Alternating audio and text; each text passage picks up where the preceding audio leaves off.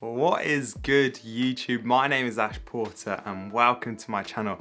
And today's book vlog is this bad boy. If you can't read it, this says The Wind in the Willows by Kenneth Grahame. I think that's how you say his name. Grahame. I've never seen it spelled like that. Anyway, and now this, if you don't know what this is a classic book. It's actually a kid's book, a collection of stories about these characters. What is it, like badger, mole, toad, ratty, I think.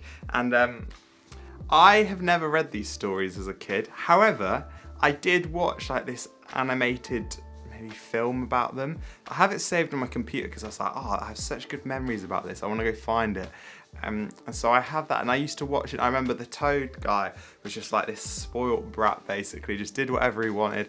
But I remember like, oh, I just loved it. I loved it. And it was such a good film, and I've decided after all these years, I'm gonna read the book where it came from, the original stories.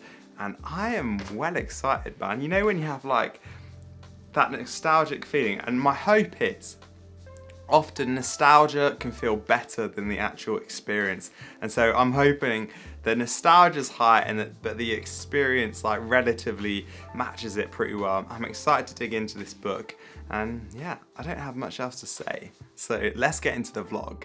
Something I've quickly realised having just read a few pages of this book is actually how little I remember of this story. Like, I used to watch this film when I was a kid, like really small, and I haven't fully watched it in years. And so the opening sequence with Mole like whitewashing, painting his walls, I can picture that. But then this whole encounter with Ratty, or the water rat, whatever his name is, it's not there, and I'm just trying to think about the rest of the story, and I can't really remember. I have glimpses, and so actually I'm going into this a little more blind than I thought. My question is, why has Mole never seen any of this stuff before? He's just gone on this picnic with Ratty, you know, he's a very considerate guy, nice geezer, top lad, forgiving and all that, but what, like, is Mole just been born? Is he like young? Has he just been hibernating? Like, why hasn't he come this far before?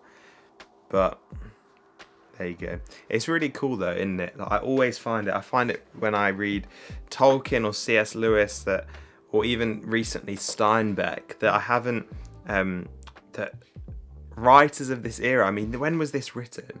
Like 1908. Like, writers of that time, they're just, the style is so different. It's so beautifully crafted, and you know, almost, it's English, but it's almost like a different tongue, because it's just not how we speak and write nowadays. But I feel like the way they describe stuff is so simple and beautiful, and even just talking about like animal culture and how like it's not the right thing to do to ask too many questions or this kind of stuff. It's like, where do they come up with this stuff? Toad is such an interesting character, isn't he? Because he's just this like rich, selfish, self-indulged person, and he just like is the epitome of modern culture of the next thing, I want the next thing, I want the next thing. Nothing's ever good enough. There's always something new to want and desire and to be obsessed with. And like, you read this book, you're like, gosh, we're exactly like that, and it's so unhealthy. But the reality is we all fall into it. Deep thoughts, man, from a children's book, isn't it? But one thing I will say about this book is that it's just so wholesome, isn't it? Like, it just warms your heart.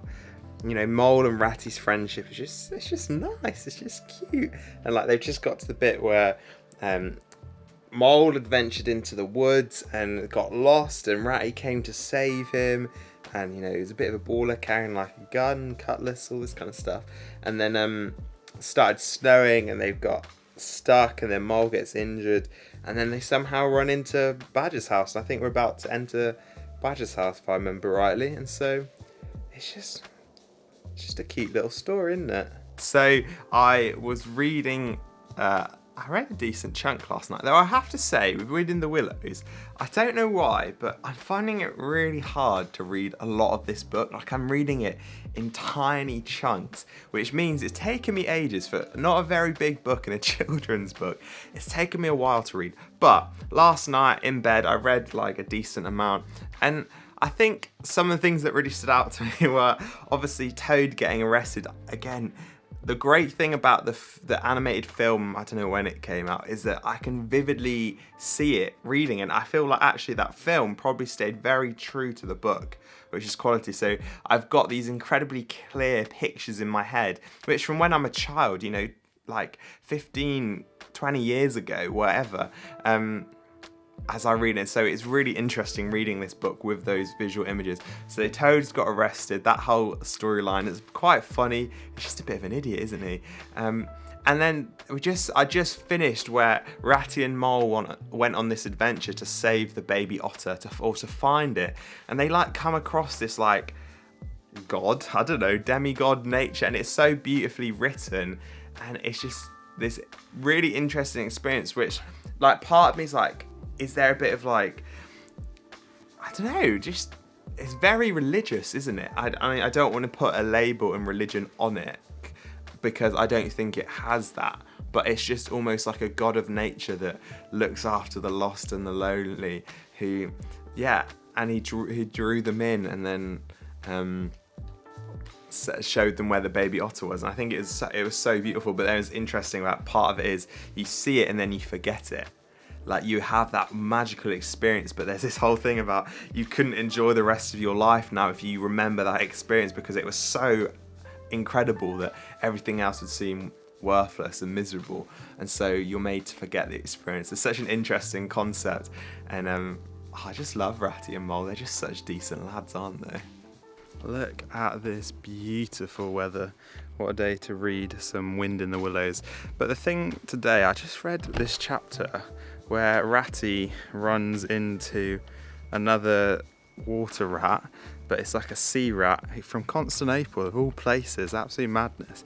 And he like goes on this story, tells them all about it, and like Ratty goes into this kind of like trance, like convinced that he's going to go and join him, and then Mole stops him. And I have a few questions about this, because I think, one, I understand Mole doesn't want Ratty like reacting to, well, I don't know, what's the word, like spontaneously got caught up in this fantasy. Like, I understand he's also being a good friend, but then part of me was like, oh, why wouldn't you let Ratty go off and be with his people, other rats, his friends, travel the world? Why'd you stop him doing that? But I guess you kind of need Ratty for the story, don't you? So it's an interesting little chapter though, isn't it? Also, Toad escaping from prison, that's another part which I can remember really vividly from the film. Random little bit to add, but it's good. I feel like the guys in this book are just like the best friends you'd want.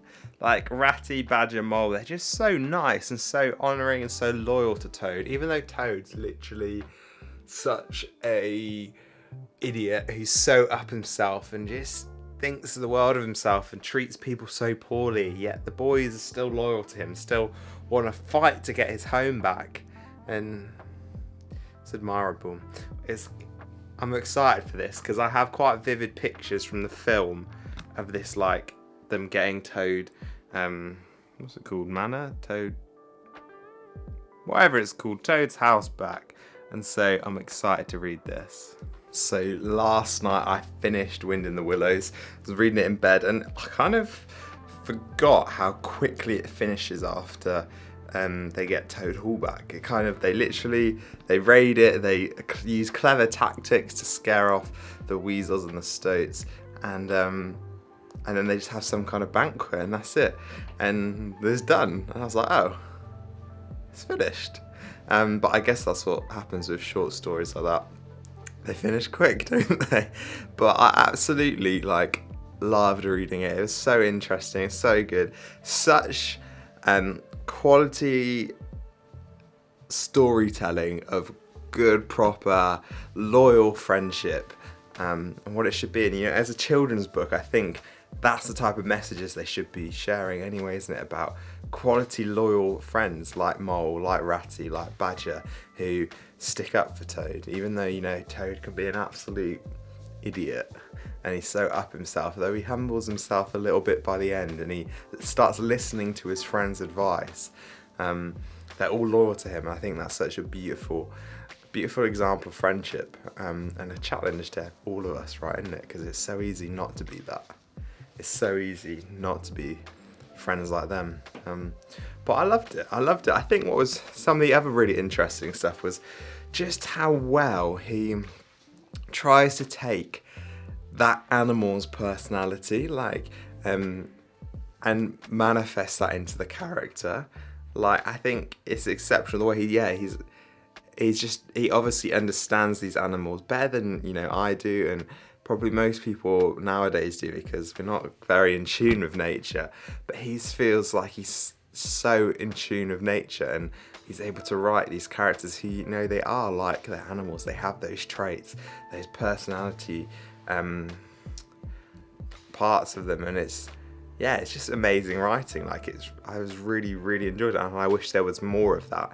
You know, obviously it's a very kid thing to do, but like, how could you? My question is, like, how could you translate that into like adult, well, not adult, but just like normal writing, like taking the animal world and making it something that isn't kiddie, but actually is gritty and real, but has the animal's characters shining through. Interesting idea. And there you go, that has been Wind in the Willows. It's actually a really quality book. I do recommend you read it. Like I said, like the way I did it, I really enjoyed it because I took my time with it. Unlike other books, I didn't just consume it in a few days. It took me a while to read. I read a chapter at a time, kind of just like mulling over the story, because they are short little stories of these characters built into an overall plot, obviously. But it's just fun, and it's fun to read a different type of book. You know, I've been reading the Mistborn series recently and some other books, and they're all, you know, quite serious, loads of depth and detail, and saving the world, basically, isn't it? But then you read something like this that's really wholesome, really sweet, really down to earth. I just really, really enjoyed it, and I really recommend that you read it too. And anyway, I've been Ash Porter. Thank you so much for watching this book vlog, and I will see you next time.